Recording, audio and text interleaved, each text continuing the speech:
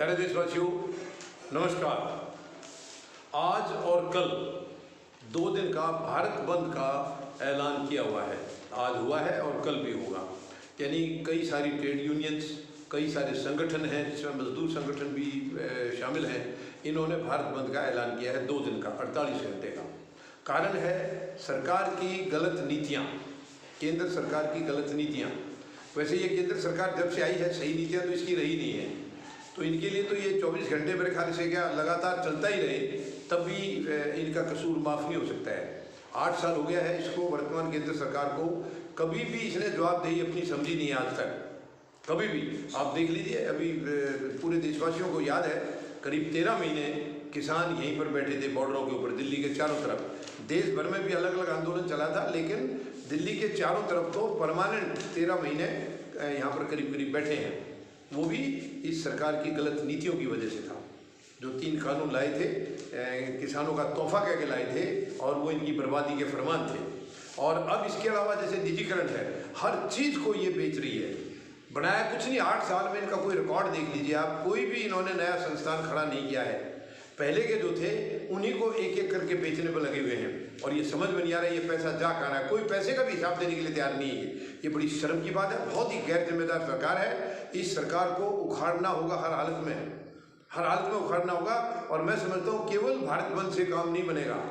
हम लोगों को सड़कों पर आकर के कड़ा विरोध करना पड़ेगा, लगातार पूरा कड़ाई के साथ विरोध करके माननीय सर्वोच्च न्यायालय में हमें अपील लगानी पड़ेगी कि इस सरकार को उखाड़े बगैर ये देश बचेगा नहीं।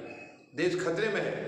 जिस दिन से आए हैं कोई संवैधानिक जिम्मेवारी नहीं निभा रहे। ये संवैधानिक संस्थाएं जितनी थी वो सारी गुलाम बना ली इन्होंने, सब अपनी मुट्ठी में कर लिया, सबको हाईजैक कर लिया है। कुछ भी अपनी तरफ से ऐसा नहीं है कि आज देश में कोई इंसाफ नाम की कोई चीज़ अगर नजर आए, ऐसा कहीं भी नहीं है। क्योंकि सब इन्होंने अपने तरीके से कर रखा है। कुछ भी लगा लीजिए आप, चुनाव से लेकर के और जितनी प्रक्रियाएं देश में होती हैं, किसी में भी ऐसा नहीं है कि ये कानून के हिसाब से या संविधान के हिसाब से कुछ चल रहा है, कहीं भी नहीं है। ये बहुत ही दुर्भाग्यपूर्ण स्थिति है। इस वक्त देश बहुत खतरनाक मोड़ पर खड़ा है, खतरनाक दिशा में देश को ले जाया जा रहा है। हमें इसको समझना होगा। हमें देखिए, मैं उनसे भी निवेदन करूंगा जिनको देशवासी अंधभक्त के नाम से जानते हैं। ये देश को बर्बाद कर रही है ये सरकार, ये आपके भी नहीं है। मैं आपको दावे के साथ कह सकता हूँ, जो अंधभक्त हैं, आप पता नहीं किस लोभ लालच में इनके साथ जुड़े हैं, ये आपके भी नहीं है।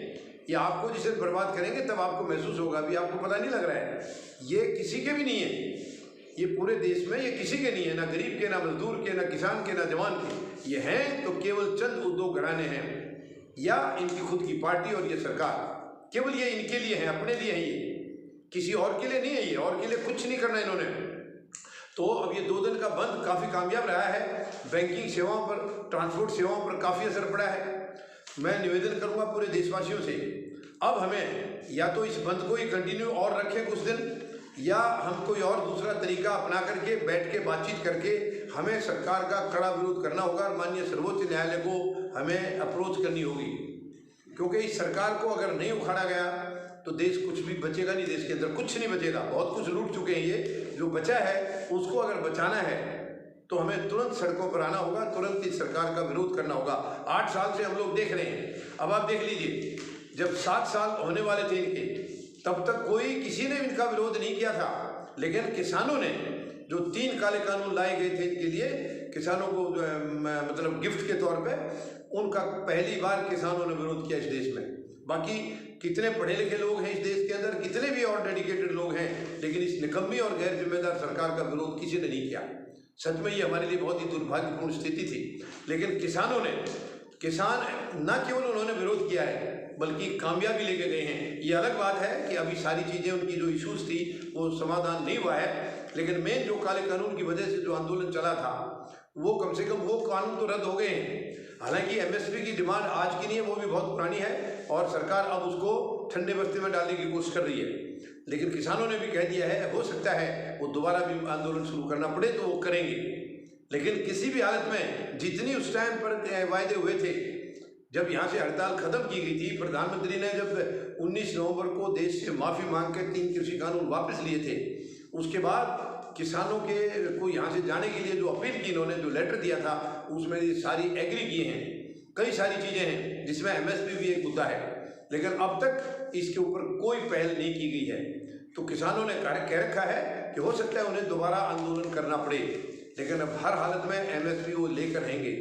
जैसे 3 काले कानून रद्द कराए हैं, इसी मुताबिक एमएसपी को भी लेकर रहेंगे। तो मैं सभी देशवासियों से निवेदन करता हूँ, ये जो हड़ताल अब 2 दिन की है, भारत बंद जो 2 दिन का है, हम इसको पूरी तरह कामयाब करें और इसके बाद हम सब सड़कों पर आकर के पूरी प्लानिंग के साथ इस सरकार को हम बाहर का रास्ता दिखाएं। जो ये बेच चुके हैं उसको वापस करने में, या जितना नुकसान ये देश को दे चुके हैं इसको वापस करने में, भरपाई करने में कई साल लगेंगे, कम से कम 20-25 साल लगेंगे।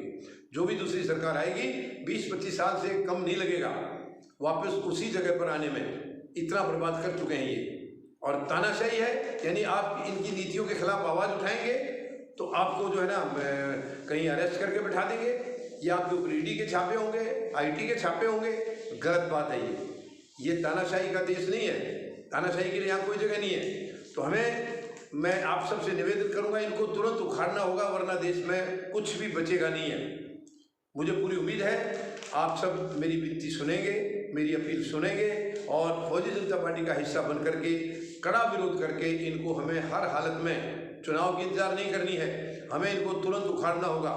मध्यवर्ती चुनाव देश में कराए जाएं और इनको हर हालत में बाहर का रास्ता दिखाना होगा। धन्यवाद।